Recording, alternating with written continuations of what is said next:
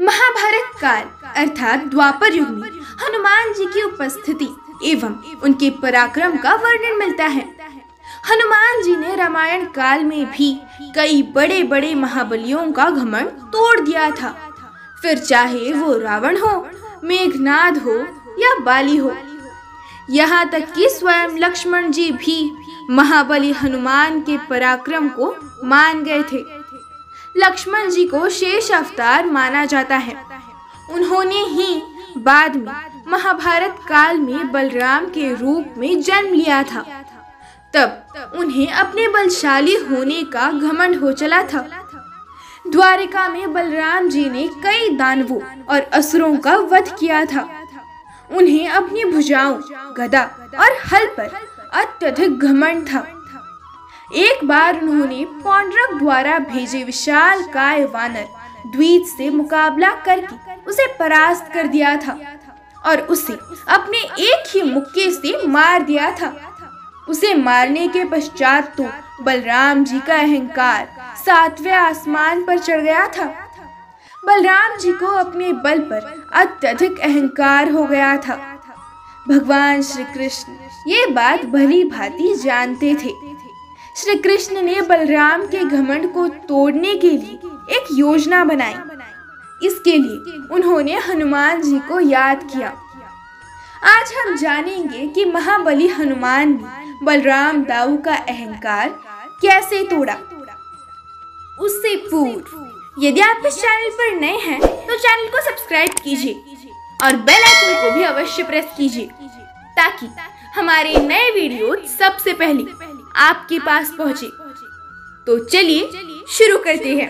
हनुमान जी अपने आराध्य की बात कैसे टाल सकते थे, इसीलिए वे तुरंत ही द्वारिका नगरी की वाटिका में पहुंच गए।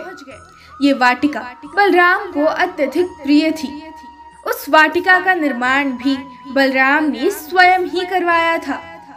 श्री कृष्ण के आदेश पर हनुमान जी गंधमादन पर्वत से उड़ते हुए आए और द्वारिका की वाटिका में घुस गए। द्वारिका की वो वाटिका अत्यंत सुंदर थी। उस वाटिका को उन्होंने उसी तरह उजाड़ना प्रारंभ कर दिया जिस तरह उन्होंने रावण की अशोक वाटिका को उजाड़ दिया था। द्वारिका की वाटिका में वो फलों को वृक्ष सहित उखाड़ कर खाने लगी और वृक्ष को दूसरी ओर फेंकने लगी। कई सैनिकों ने उन्हें ऐसा करने से रोका, परंतु वे सैनिकों से कहाँ संभलने वाले थे। आखिरकार सैनिकों ने जाकर बलराम जी को बताया कि एक वानर हमारी वाटिका में घुस आया है और उत्पात मचा रहा है। ये सुनकर बलराम जी अत्यंत क्रोधित हुए और सैनिकों पर भड़क कर कहने लगे कि तुम एक तुच्छ वानर को नहीं भगा सकते। तब सैनिकों ने बताया कि वो बड़ा ही बलशाली वानर है, वो सैनिकों के बस का नहीं है।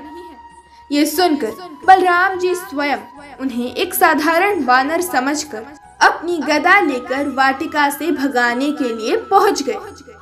बलराम जी उस वानर को देखकर अचंभित रह गए। वो अपने मन ही मन में ये विचार करने लगी कि ये कोई साधारण वानर नहीं है, क्योंकि कोई साधारण वानर तो इतना विशाल हो ही नहीं सकता। अवश्य ये कोई मायावी है।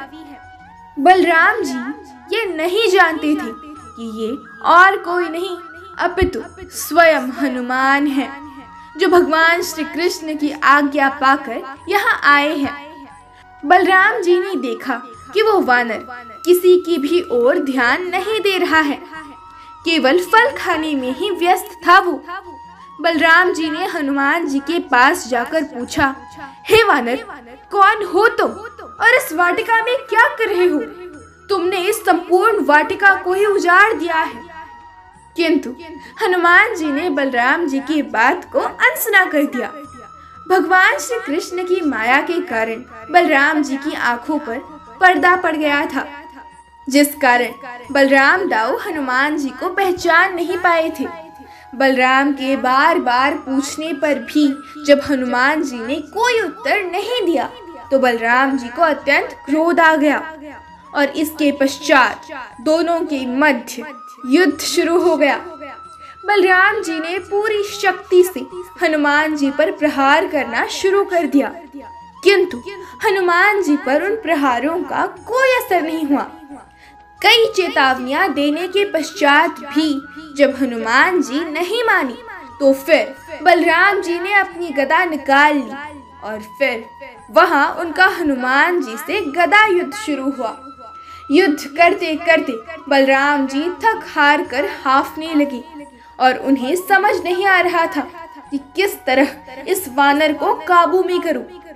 थक हार कर बलराम दाऊ ने कहा कि सत्य कहो वानर, तुम कौन हो, अन्यथा मैं अपना हल निकाल लूंगा। हनुमान जी ऐसे में श्री कृष्ण का ध्यान कर कहते हैं कि हे प्रभु, ये तो हल निकालने की बात कर रहे हैं, बताओ अब क्या करूं। ये मानसिक संदेश सुनकर भगवान श्री कृष्ण वहां प्रकट होते हैं। इसके पश्चात भगवान श्री कृष्ण ने बलराम को बताया कि ये महावीर और कोई नहीं अपितु चिरंजीवी अमर महाबलशाली हनुमान है। जिसके पश्चात बलराम दाऊ को अपने पिछले जन्म की सभी बातें याद आ गई और उन्होंने हनुमान जी को अपने गले से लगा लिया एवं हनुमान जी से क्षमा मांगी। और बलराम दाऊ ने ये स्वीकार कर लिया कि हाँ, मुझे अपनी गदा पर घमंड हो गया था, मुझे क्षमा कर दो।